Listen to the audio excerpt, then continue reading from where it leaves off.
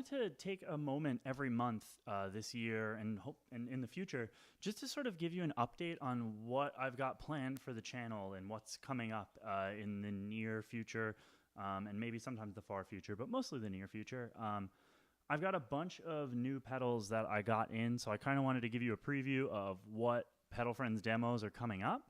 And then I also just kind of wanted to get feedback from you all as much as I possibly can. I really want this entire space to be sort of an open dialogue, and I don't want to just be the one making all the decisions. I want to do what you guys want me to do. So I hope that this is interesting to you in some way, and I hope that you have some interesting feedback for me. So you might see me looking up at my whiteboard a bunch because that's where I wrote down everything that I'm doing this month. So the first video that I have coming up in the next couple days, hopefully, is actually one for the Chase Bliss Audio Spectre analog flanger. I was able to borrow my buddy Mark's Spectre like 2 or 3 months ago, and I've been sitting on the audio ever since, and it sounds really cool. It was my first time ever playing a Chase Bliss pedal, and it was just absolutely incredible. And it was really fun to sort of, you know, take over that pedal and sort of see what it could do for me, and see sort of what that extreme level of control could afford me. And I got some really weird stuff. I did a lot of weird ramping stuff. It's very textured. So I'm looking forward to putting that one out for you guys. After that, the next thing that we're going to work on is the next Pedal Friends video that will come out is for the Electro Foods Germ Warfare. This is a really, really fantastic boost pedal, basically.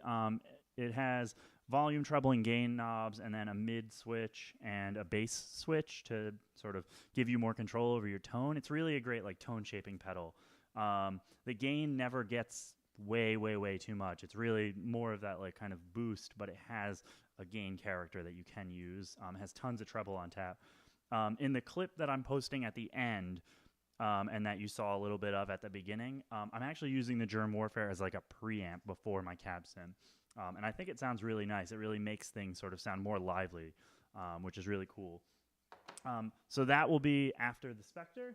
After that one, I was really fortunate to get 3 pedals from Life is Unfair Audio. They're based in England, and they sent me 3 pedals. One of them is actually on my board already because I like it so much, and that is the Awkward Breed by them, which is sort of just this like huge, super crazy fuzz that I've been using as sort of like a synth sound, and I really love it, and that's why I ended up putting it on top of my power supply. They also sent me, this one's called the Dream Left Behind. That last one was called the Awkward Breed. This is the Dream Left Behind. This is sort of like, I think it's sort of like a muff circuit, but it's just a huge sounding fuzz. And then this one is the Pale Spectre, I want to say. And this one's sort of like a boost and also a really hard cut tremolo that then can also get into ring mod territory. So super duper textured, super duper cool. I really like their art. They also sent me like a bunch of patches and some tapes, and they're the greatest, so I'm really pumped about that.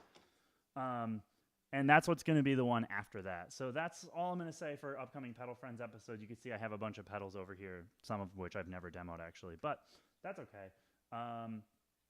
And the other one that will come after that, actually, I forgot one more, is a pedal I just got in the other day, which is the Witchfinder Quantum Vision. So this is a spin chip-based pedal with 8 different sounds in it. It's absolutely insane. If you watch the video I posted last, which was sort of like an ambient experiment, this one was handling all of the reverb on the one channel, and it was all shimmer, and it was gorgeous. So feel free to check that video out if you're so inclined, but that one will be really fun, and I'm kind of nervous to make a demo for it because there's 8 sounds. What else am I working on? I'm finally starting to put together the Pedal Friends zine. I have a plan laid out week by week of what I'm going to do every week to make that happen. The biggest thing, honestly, is just laying it out. All of the content is pretty simple. I have a lot of different ideas, and I'm not going to tell you all of them because I prefer for you to actually buy the zine and see it for yourself. I will say that the zine will be available in both a physical and a digital format. So if you don't want to buy the physical thing and have me mail it to you, that's totally fine. You can get it in digital format. That saves paper. That makes me happy as well. The physical copies are going to be very limited. There's probably only going to be maybe 10 or maybe 15. And they will come with some extra goodies, some Pedal Friends related goodies. So if you're into goodies, then you might want to get the physical copy, but otherwise you can just read it online. And that'll be really cool. I'm hoping to also actually put out a track with it, where basically the cover is going to feature one of my pedals that I really like, and that pedal will be the basis of the track that I'm going to put out with the zine. So no matter what, whichever version you buy, physical or digital, you'll get a song with it too, so you can hear some things. The other big thing that I'm working on right now is I've started sort of putting together the pieces to start making a new EP.